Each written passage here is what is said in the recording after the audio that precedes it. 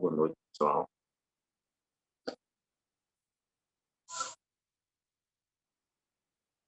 As coisas às vezes são inesperadas, né? Eu estava aqui no Zazen antes de começar o Zazen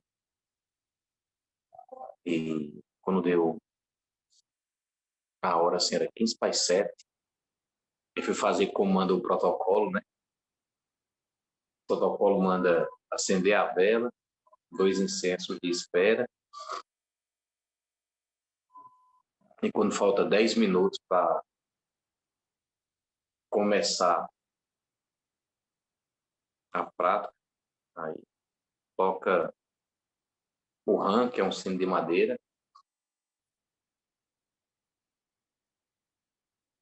e toca 10 minutos antes, 5 minutos e na hora, né? De começar a usar. Quando o primeiro sino do ram toca, quando dá a primeira paulada lá no sino de madeira, a pessoa já pode entrar. Os corajosos já podem entrar. Os que não têm medo já podem entrar. Geralmente a galera entra no segundo, sabe? Porque no segundo o cara já vai ficando ali, pá, fazendo a movimentação, se ajeitando, corpo, mente. No terceiro, só quem entra seria o oficiante e o guiche, né? O acompanhante dele, né? E depois a pessoa que toca o sino. E eu me lembro que quando eu fui tocar o primeiro sino, o primeiro toque do ram ali, eu me deu aquela coisa, olha o celular, né? Eu disse, caramba, vou olhar o celular.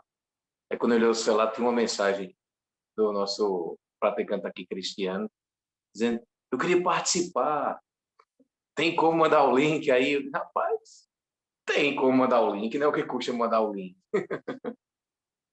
E ao mesmo tempo, hoje de manhã, a Cláudia tem participado e na hora que Cristiano entrou, não passou 2 minutos não, a Ana Cláudia também entrou aqui. Quantas coisas inesperadas são capazes de acontecer, né? Agora, as coisas inesperadas só acontecem se tiver as causas e as condições propícias. Porque nada acontece por acaso. A nossa cultura, de forma geral, quer que a gente acredite que acontece coisas puramente por acaso. Só que nada acontece se não tiver causas.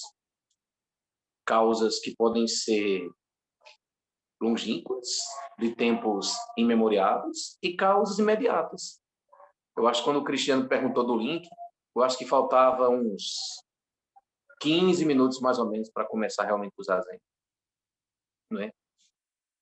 Ou seja, foi uma coisa para mim, coisa ali de pouco tempo. Para ele, de repente, já tem um desejo de participar. Geralmente nas terças-feiras a gente não passa o link, né? Mas como foi uma coisa assim tão natural, tão massa, tão... olha quantas possibilidades de coisas podem acontecer. Agora, tem algumas coisas que nós temos dentro da gente. A gente faz as coisas que a gente faz porque existem causas, raízes profundas. Deixa eu tentar dizer isso de outra forma, assim, um pouquinho mais didática. Vamos ver se eu consigo, né? Ou seja, as coisas que nós fazemos, a forma que a gente pensa, a forma que a gente sente o mundo, para ser do jeito que é porque existem raízes que são muito profundas, são tão naturais,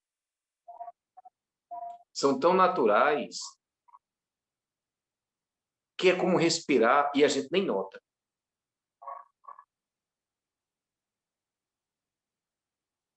Olha que coisa forte, né? Nós fazemos as coisas que nós fazemos porque existem raízes muito profundas. A maioria delas são tão naturais, desde tempos imemoriais, que a gente nem se dá conta. É tão natural pensar, sentir e agir dessa forma que a gente nem...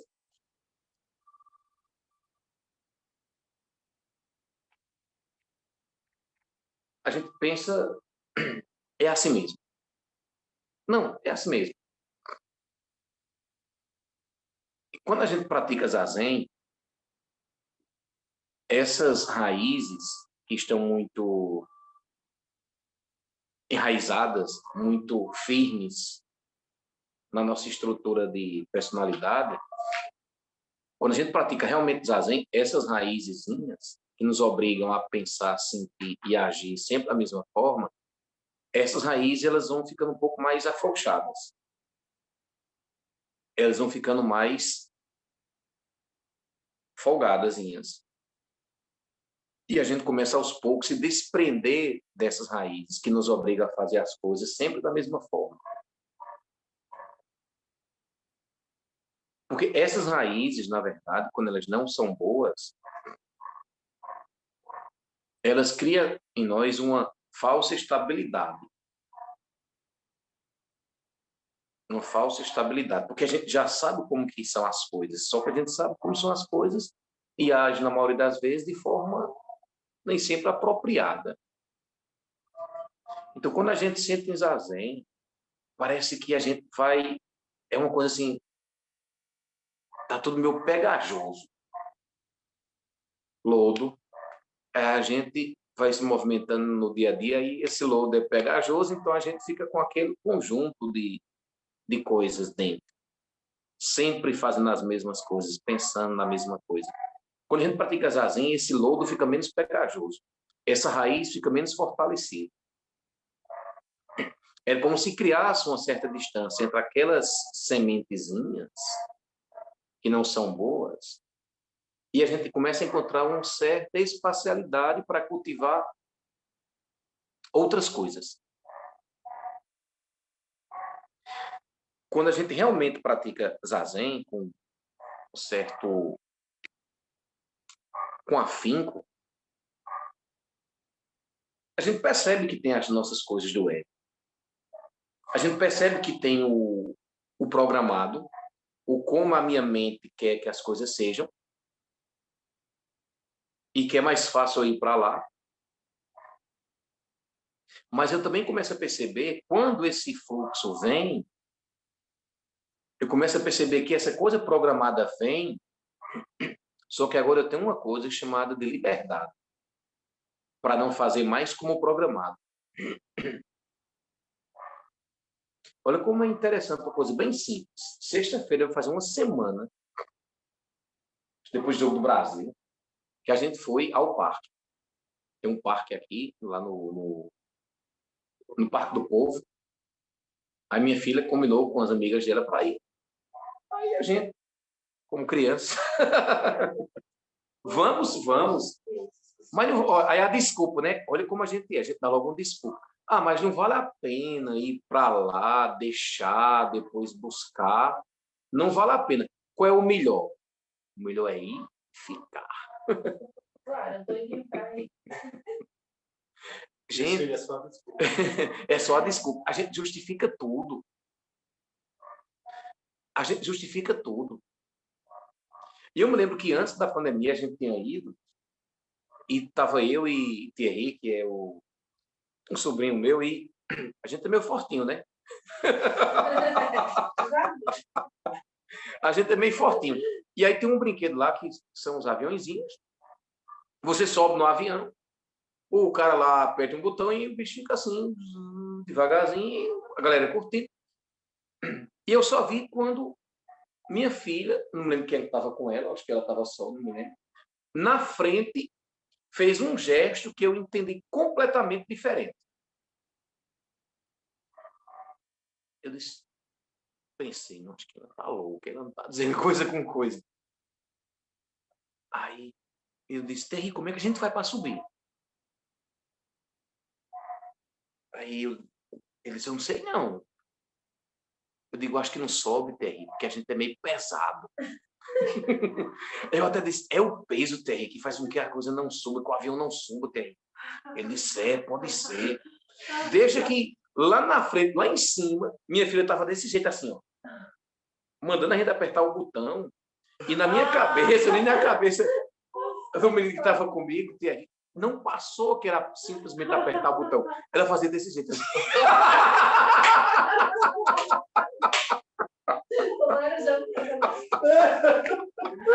Eu disse, Que susto, cara. mas rapaz, aí, presta atenção, eu disse, eu vou depois que eu fiquei sabendo que a gente, ele lá em cima, a gente lá embaixo, estava assim humilhado pelo sobrepeso.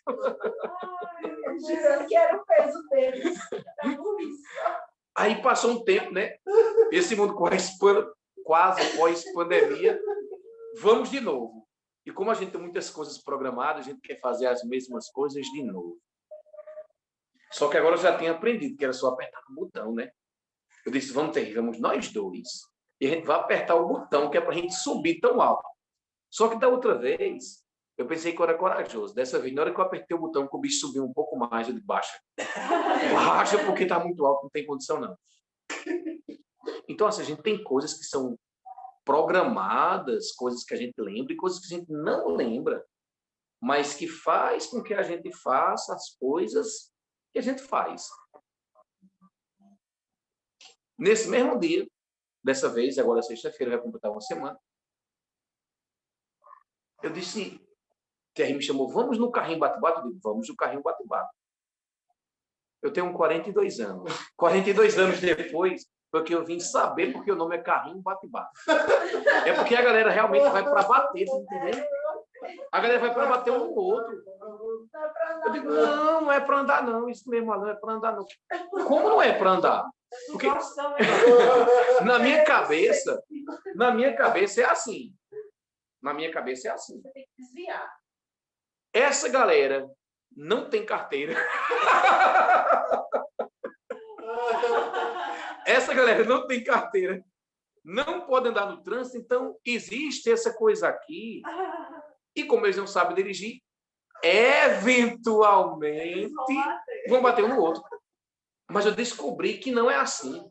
Eu descobri que as pessoas vão intencionadamente para bater no outro. Tinha um menino, pequenininho, que fica fazendo assim. Ele olhava para mim, eu...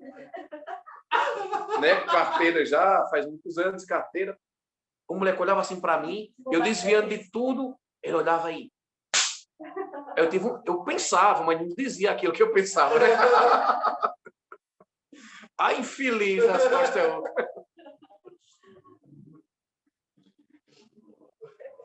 Aí o carrinho bate-bate é porque realmente é para bater. Né? Agora eu não consigo mais parar de imaginar no aviãozinho. Onde criança voando. Eu digo, não estou entendendo nada, eu acho que ela está louca, não tem condições, não.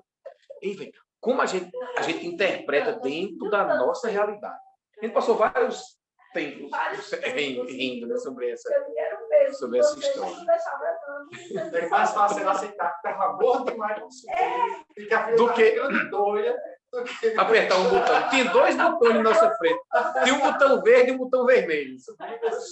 Era simples. Eu sou curiosa, eu fui logo para os botões para ver o que aconteceu. Rapaz, e outra coisa, o passeio lá de cima, para você que tem coragem, deve ser uma coisa muito bonita, porque não é tão rápido e não é tão perigoso assim.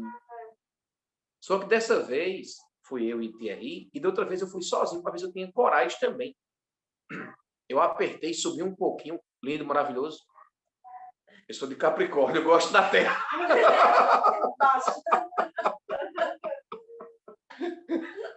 Eu gosto da terra, é um negócio incrível mesmo. E assim, aí a gente justifica, né? Como foi que eu justifiquei que não era para subir? Não é porque era perigoso. Não. É porque tinha o negócio lá do braço que eu tava, do negócio estava enferrujado. Aí vai que cai. Não é vai que a pessoa cai. Então, assim, a gente justifica tudo, sabe? A gente justifica tudo. As coisas certas que a gente faz e as coisas erradas que a gente faz, a gente justifica. Tudo. Pode ser um simples passeio no parque. Não é bonito isso? Ou seja, a vida da gente não só é a vida comum. Não só é ir no parque, no trabalho. É como eu sempre gosto de falar aqui, sempre inspirado no Mestre Dorém, é que ele fala assim, vida comum é vida iluminada. Tá entendendo? É como a gente vive as coisas que são apresentadas para a gente. Só que para a gente ver a vida iluminada, ver as coisas de forma iluminada, é preciso que a gente esteja bem. É preciso que a gente esteja equilibrado. E uma das coisas que eu mais vi, isso aí há muito tempo que eu pratico, uma das coisas que mais contribui para que eu fique um pouco menos desequilibrado, um pouco mais equilibrado, é a prática do zazen, sabe? Às vezes eu estou aqui com as emoções bem bagunçadas, muita coisa para fazer. Aí antes do zazen eu faço um zazen, às vezes de 50 minutos, um pouco mais, depende do quanto tempo que der. Aí aquela bagunça que estava no meu corpo, na minha mente, as coisas vão se ajustando assim, e a gente começa a realmente perceber que as coisas, a poeira baixa, sabe? A água e o óleo fica separadazinhas. Então, assim, às vezes as pessoas podem pensar que é difícil praticar. Realmente é muito difícil praticar. Mas eu posso lhe dizer um negócio, é mais difícil não praticar. A vida se torna muito mais difícil quando a gente não pratica. Eu estou dizendo isso daqui, de um monge, que tem 11 anos como monge, que desde 2009 pratica, desde 2008 pratica zazen. Né? É a prática do zazen, assim, me fez com que determinados sentimentos de insegurança que eu tinha, de medo, não é que não existe, o medo existe, só que diminuiu consideravelmente, sabe? As minhas ansiedades, as minhas fragilidades, elas diminuíram consideravelmente. A prática do zazen me fez ver que existem coisas que são essenciais e que o melhor é que a gente consiga viver por aquilo que é essencial. Porque quando a gente vive só por aquilo que é secundário, por aquilo que é, sei lá, não sei a palavra certa para colocar agora, mas assim, por aquilo que é, sei lá, banal. Tem coisas boas na banalidade, por exemplo, comer uma boa pizza, nossa, é muito gostoso, né? Comer um bom arroz é muito gostoso, comer uma fruta que a gente gosta é muito maravilhoso. Beleza, mas assim, quando a gente vive pelas coisas que são essenciais, pelas coisas que realmente são significativas, a vida ganha outro sabor. Até a pizza que a gente comia, apenas para sentir o gosto da pizza ou o status de comer aquilo ali, muda, muda. Porque a gente não está mais fazendo por conta daquelas raízes que estão todas programadas, fazendo com que a gente faça as coisas sempre assim. Não, a gente faz porque é preciso que a gente faça. Ontem eu saí para almoçar na casa de uma pessoa e comi lá, tal. Quando foi à noite, eu também fui jantar. Eu também fui jantar, né? Não, aqui tem comida, pouca, mas tem, certo? Aí eu fui jantar. A pessoa me chamou para jantar. Eu disse, não, eu não quero jantar, não. Aí, essa pessoa que me chamou para jantar disse a outra, ele não come mais essas comidas. Aí eu disse, como não? Eu disse, como não? Eu comi hoje aqui com a senhora, eu comi essas comidas. Como é que eu não como mais essas comidas?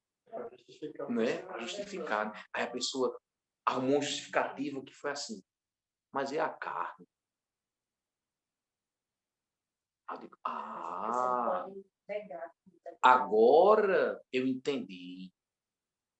Não é que a pessoa estava falando que eu deixei de comer a comida como um todo. A pessoa estava falando que eu não comi uma coisa. Mas ela deu um jeitinho de justificar, você está entendendo? E eu também dei um jeito de me justificar quando eu disse eu comi tudo que tinha. Só que no lugar da carne eu comi ovo. Eu acho que até tem ovo. Então, assim, a gente é muito bom de se justificar. Quando a gente está na prática, realmente, no templo, no treinamento, no mosteiro, o pior aluno é aquele que faz a coisa errada e quer se justificar. Eu fiz isso por conta disso. Eu levei poucos carões da minha professora, mas os carões que eu levei tinha isso na base. E eu percebi só com o tempo. Teve uma vez que eu estava limpando lá o altar de Cancún, aí tem muitos tabletes memoriais, Aí tem que limpar um por um, todo o altar, em raio por em raio, nem os tabletezinhos, o nome das pessoas que já se foram. Aí isso tem um tempo programado. E eu faço as coisas muito lentamente. Aí eu tirei para a primeira parte, limpei, tá. Segunda parte, quando eu cheguei na metade, tocou. Ela disse, Josense, você já... Eu disse, já sim, sim. Ela passou a mão. Não, você não limpou. Não deu tempo. Eu disse, não, mas eu limpei sim. Ela disse, não limpou. Eu disse, realmente, eu não limpei. Não deu tempo. Não deu tempo. Então, assim, é uma coisa... Porque a gente...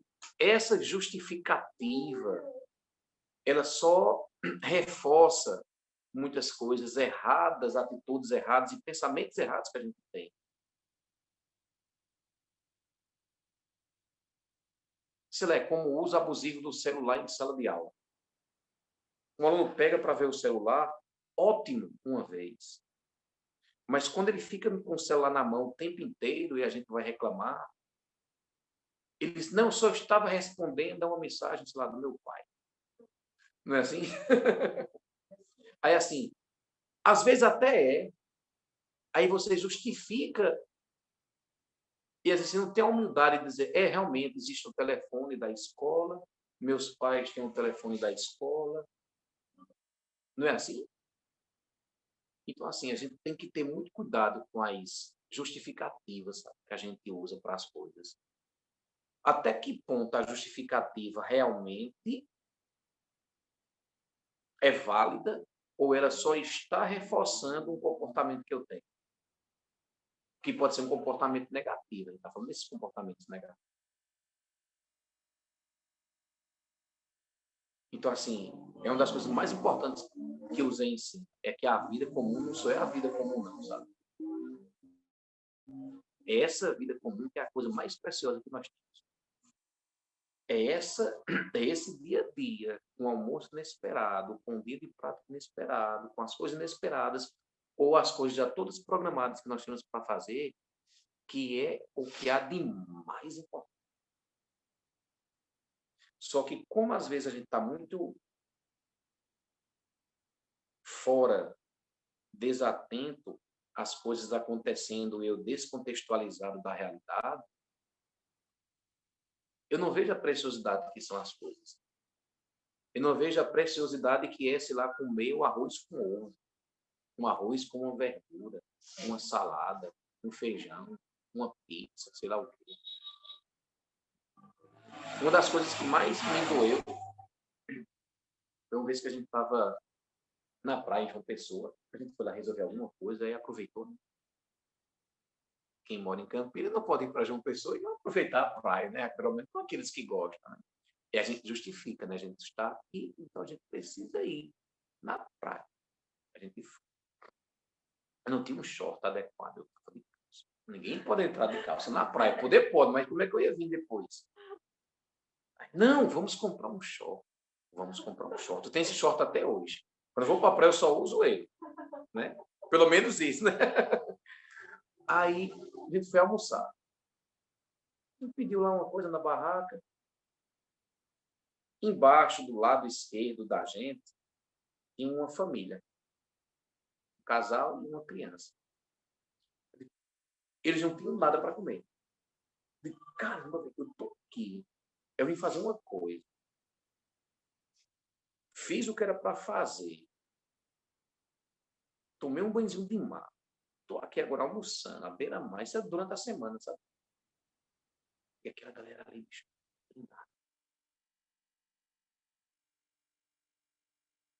veja, poderia ser só uma alimentação. E aconteceu um negócio tão estranho que eu me senti culpado por ter. E não era para ter acontecido isso. Porque se a gente tem, que bom que a gente tem. E que se a gente tem e possa compartilhar, que maravilhoso que é. A minha sogra tem um negócio muito bonito. É que ela não faz só uma feira, sabe? Ela faz a feira dela e dificilmente passa alguém na porta dela que bate e ela não dê alguma coisa. Ela não sabe dizer não. Ela diz, sempre que eu tiver, eu vou dar. Mesmo que eu só tenha um, eu vou dividir aquilo que eu tenho. Olha que coisa.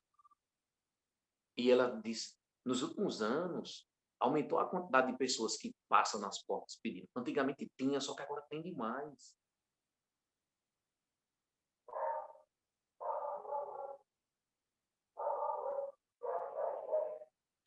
Aí tem algumas pessoas que se opõem, né? As pessoas que se opõem vão justificar, dizendo que aquelas pessoas que estão pedindo porque são preguiçosas, estão pedindo porque vão vender para usar drogas. Que isso pode acontecer. Mas aquela pessoa que tem um coração bondoso, generoso, doa porque sabe que a pessoa está precisando. E ainda pensa assim também, não, eu estou dando de todo o coração. O que a pessoa vai fazer com isso, aí eu já não posso. Isso é como os programas de transferência de renda forçada, até tipo o Bolsa Família, o Auxílio Brasil, essas coisas. Que as pessoas questionam, dizem, não, eles vão receber esse dinheiro para gastar com droga, com bebida, vão juntar até comprar uma moto, vão se acomodar. Uma vez eu estava dando aula, Rafael, e uma pessoa me disse um negócio parecido, aí eu catuquei, ela revelou o que era. Há muitos anos eu estava dando aula numa turma de cursinho, né, para concurso. Aí o tema era esse, né, os programas de transferência de renda, né, e as políticas afirmativas. Aí eu falei desses programas que são questionáveis, para a gente encerrar. Lógico que são questionáveis até um certo ponto, mas até um certo ponto é uma forma rápida, forçada de transferir a renda, para não deixar a população cair na miséria. Tudo, isso mesmo. E uma pessoa, uma aluna, logicamente muito elegante, que fazia um concurso desses aí, esses negócios aí, dessas áreas de direito, ela disse, não, mas isso é um absurdo, porque acomoda as pessoas. Eu digo, isso é verdade. Mas pode ser que não seja 100% verdadeiro. Pode ser que aconteça e pode ser que não aconteça. Eu digo, justifique mais seu pensamento. Eles, inclusive, diminuiu a quantidade de pessoas para fazer serviços domésticos. Já revelou. Né? Já revelou. O X foi revelado. Entendeu? Eu achei o X. Você pode explorar, né? Agora não se pode mais explorar as pessoas como se fazia antigamente, né? Porque as pessoas que trabalham no serviço doméstico. E ainda tem quem diga assim, hoje ninguém mais quer trabalhar no pesado. Essa é a frase, traduzindo aqui. Hoje ninguém quer mais trabalhar no pesado. Essa é a justificativa. Eu vinha no carro com uma mulher que disse isso. Aí a outra que estava atrás escutou, aí retrucou e disse assim, você queria que seu filho trabalhasse no pesado? Aí ela ainda disse assim, viu? Não, meu filho não precisa. Então, Justificou a miséria da outra com a possibilidade que o filho tem. Gente, a gente justifica tudo. Então, quando a gente justificar alguma coisa, que a gente possa perceber o que é que eu estou protegendo. Porque a justificativa é porque a gente está protegendo alguma coisa. E essa coisa protegida pode não ser tão legal. Mas no zazen, essa programação do ego, ela perde força. Para mim, isso funcionou demais.